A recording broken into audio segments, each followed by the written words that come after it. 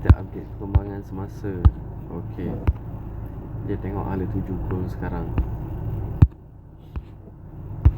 Ke mana dia nak pergi? Sama ada dia nak naik balik kat kawasan ni. Ni support kuat ni kawasan ni. Kalau dia pecah, dia boleh terjun terus. Kalau dia tak lepas pecah, dia naik balik.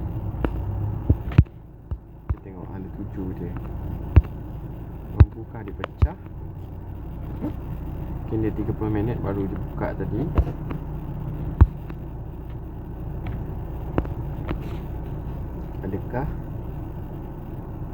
Adakah ataupun dia turun je, dia tinggal jarum balik, dia naik balik, dia naik.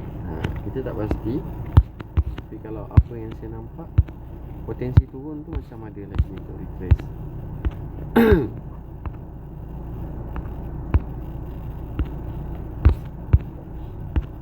Berat sekarang sebab kadang tukaran ringgit Malaysia dengan dolar 38. Sebelum ni RM4.50, RM4.60.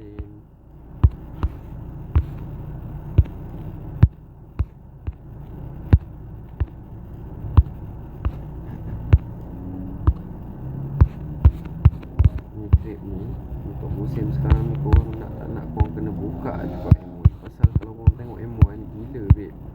Satu macam ni, sebatang dia daripada 4375. Tengok 444, lebih kurang 1000 pip. Candle seminit je lebih turun.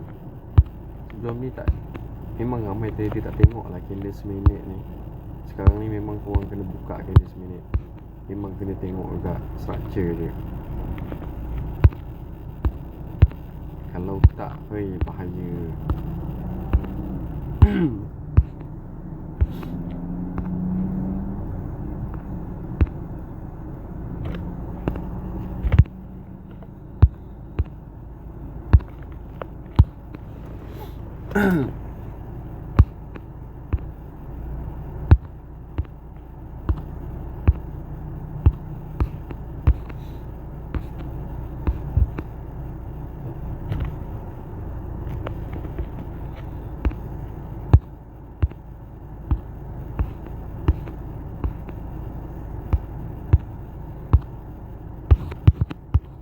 Tengok M1 ni untuk collect sikit-sikit dah boleh lah. Kalau nak buy sikit-sikit, tapi jangan ambil banyak-banyak lah. Untuk sikit-sikit je, dia akan nampak memang akan retrace juga.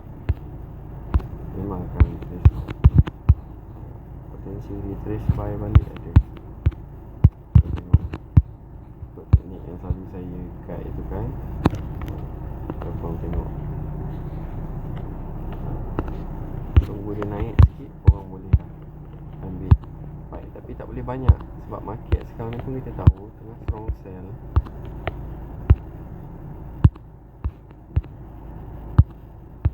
Tengok candle 5 minit dah tutup. Lagi 1 minit, candle 5 minit dah close.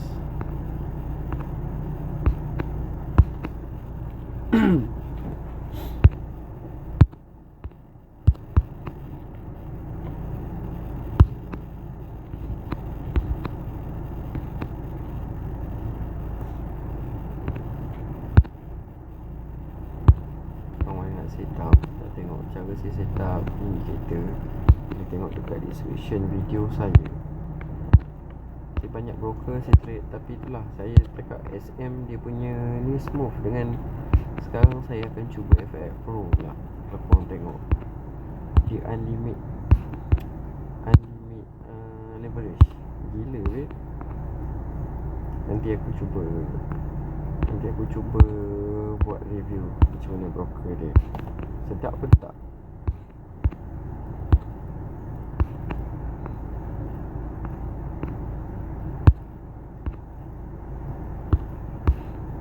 Sebab banyak satu broker, bila korang buat SL, dia tiba-tiba SL tu jadi kembang.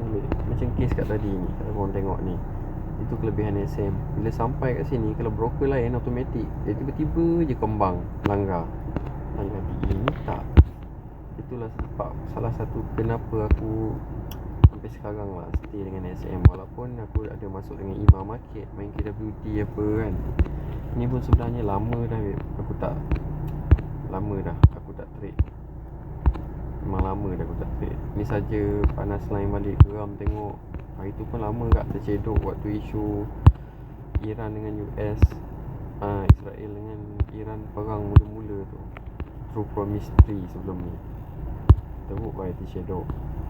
Rupanya Trump dah tweet dah sebelum tu. Okey, sekian saja. Apa-apa nanti kita update balik. Assalamualaikum.